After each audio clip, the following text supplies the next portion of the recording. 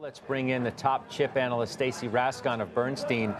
He's here at Post 9. Nice to see you in the house. Good to be here. So how are you thinking about all of this? What may be today might not be tomorrow. How do you model against that? Well, that's the thing. It's hard to model because, frankly, I don't know what the policy is going to be tomorrow or next week or next month or next year. It's going to be very interesting, not just for me, but also for the companies. You know, earnings season starts kind of this week and gets going next week. And there's big questions like, how are these companies going to guide? And do you think they are? I mean, how can they? I mean, it depends on the company, you know. But yeah, I think we probably want them to say something, but they probably don't have very much visibility at all. And it's actually really interesting when you think about some of the whipsaw on the policies. I mean, I could argue that it might even drive upside in the near term as companies go and try to stockpile in front of potential tariffs that they may get. But if you see upside because of stockpiling, like nobody's going to pay for that, right? It brings risk into the back half. And frankly, you're talking about all this manufacturing kind of moving around. Nobody really knows how this is going to end up. So it's just a big hot mess for everybody right now, myself included. The president's saying that the tariffs on imported semiconductor chips are coming soon. Yeah. I mean, imported semiconductor chips, like everything. Yeah. The direct impact, as long as they leave it just on the semis, is probably not that big. And we can talk about some other ways it could be. But the U.S. only imported last year about $45 billion of raw semiconductors into the U.S. And that's not a trivial amount, but it's not a massive amount. Again, most semiconductors enter the country inside other things like smartphones and PCs, which, as of right now, have some tariffs, but not the reciprocal tariffs for now. Like those have been postponed. But the direct impact on semiconductors, if they do tariff, I'm assuming the tariff is not massive. If it's 10% or 20%, we can probably live with that. Frankly, semiconductor pricing on average is up 50% over the last 5 years anyways. If there's anything that has pricing power, they probably do.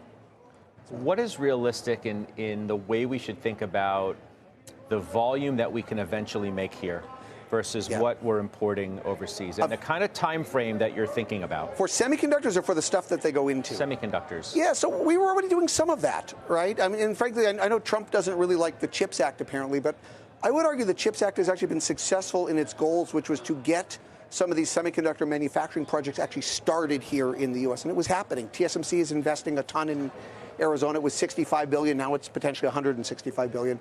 Intel, I know they've had issues, and they postponed some of their projects. They just don't have the volume right now, but they're looking to invest in Ohio and New Mexico and Arizona. So these projects were already happening. Now, if you're asking how quickly could we duplicate the entire infrastructure that is in Taiwan in the U.S., I would say, 10 years to never, right?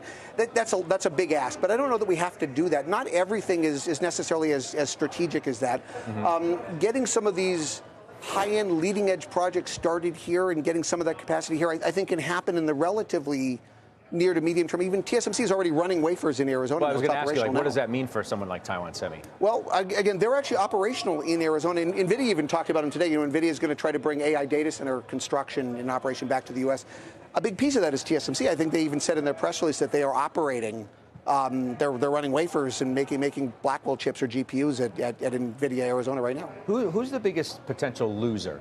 Why is Micron up? Why is NVIDIA up, and why is Broadcom down?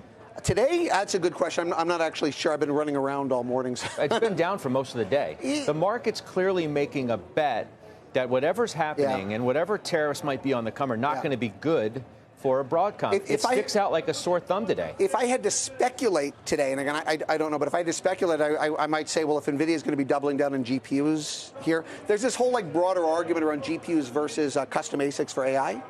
And so maybe that's part of it. If NVIDIA is going to be doubling down here, maybe people are sort of reading that as negative for ASICs. I actually think, by the way, that's the wrong question right now.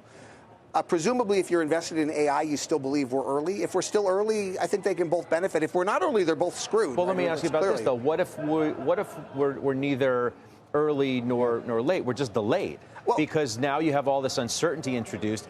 And the comment that I think it was Nadella made last week, alluding to the fact, well, all this spending is good and it's going to stay on target, but of course it's related to macro events. I'm paraphrasing, of course, but that's basically what he said. Isn't there risk in that? So there's risk for everybody. That's not an NVIDIA or a Broadcom question. Semiconductors are macro related, right? I mean, the correlation to GDP is very high, and in a recession, semiconductors tend not to do all that well.